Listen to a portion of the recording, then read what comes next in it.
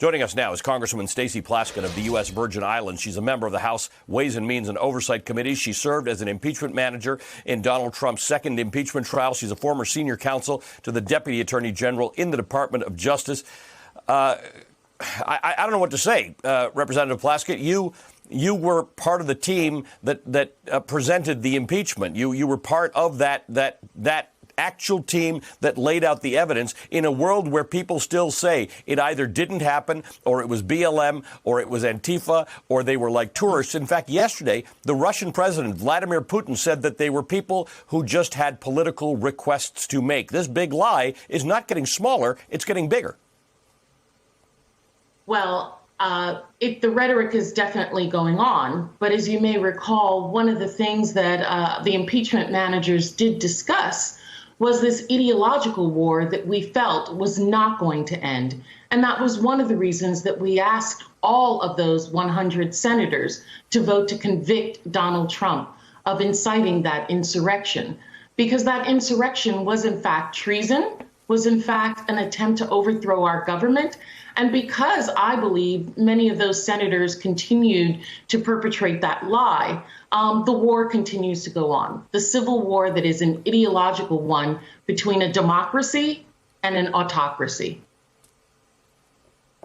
Here's my question. What do you do about it? We have spent 5 years thinking that institutions will help us from this, while we saw during a Trump presidency those institutions being whittled away and chipped at. There are institutions being whittled away and chipped at right now in states across this country that we didn't even know could be chipped at. We are seeing Republican legislators and officials in these states undermining the vote. Never mind the voting restrictions that are going in, but these audits, these private audits where things and ballots and machines are handed over to private companies, seemingly to just count the votes until one day they change the votes. Right. We're seeing that in states that Donald Trump won, right? Texas is a state that he won, and yet and still they're not pleased with the outcome of the election. This is something that we at the federal level, at least House Democrats, have fought against by passing H.R. 1, the For the People Act, as well as H.R. 4, which is the John Lewis Voting Rights Act. Those are laws that would stand as a shield for Americans to protect them against the infringement of their voting rights. And so we're going to have to continue to request from the American people to push against those senators that are fighting and trying to keep that.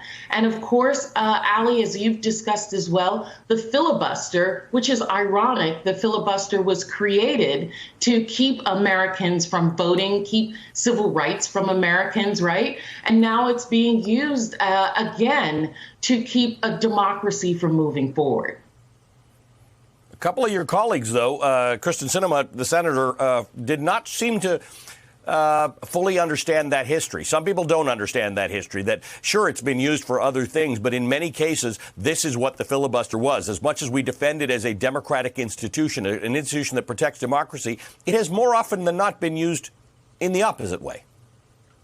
Sure. Of course, I understand Kristen and I were colleagues when she was a member of the House, and I understand her moderate leanings.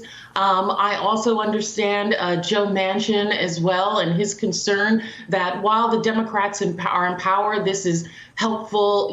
We want to remove the filibuster, but what happens when the Republicans are in power, and how will they use the lack of having a filibuster? But we are not going to have a democracy if these states are able to continue to do what they are doing. Of course, I'm really excited that Jamie Harrison and others in the Democratic Party are really making a massive push.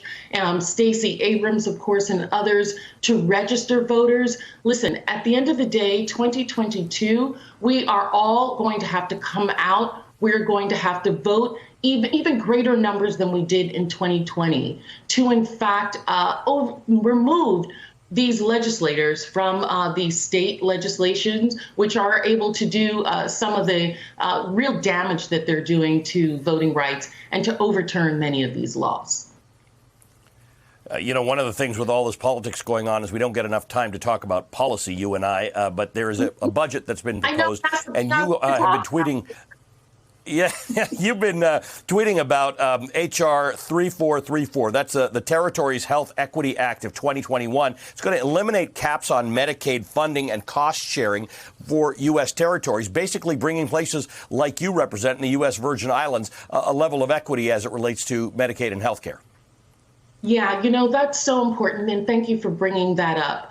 In the past decades, the territories have not received the same share for health care, for our roads, for infrastructure. We're not been part of the formulas like the other states. And that has, in fact, led in many instances to the dire financial strait that we're in. Puerto Rico used the bond market as a means to borrow so that they could give health care to many of the citizens of Puerto Rico, which is why, in a great sense, they are in the state that they are in financially. The Virgin Islands, because we've had a temporary lifting on the Medicaid cap, and because the federal government for the last 2 years has said that they're willing to treat us the same way as the states, we've been able to put 2,000 more Virgin Island citizens, those living in the margins, to receive health care. So what we're asking for is equity in the same way that the states are treated, so that we can build our islands up, so that we can be able to not only support our infrastructure and support health care, but so that we can become economically more independent and a much more viable place. That's a great goal. Good to see you as always. Thank you for taking the time to join us early this morning. Democratic Representative Stacey Plaskett of the United States Virgin Islands.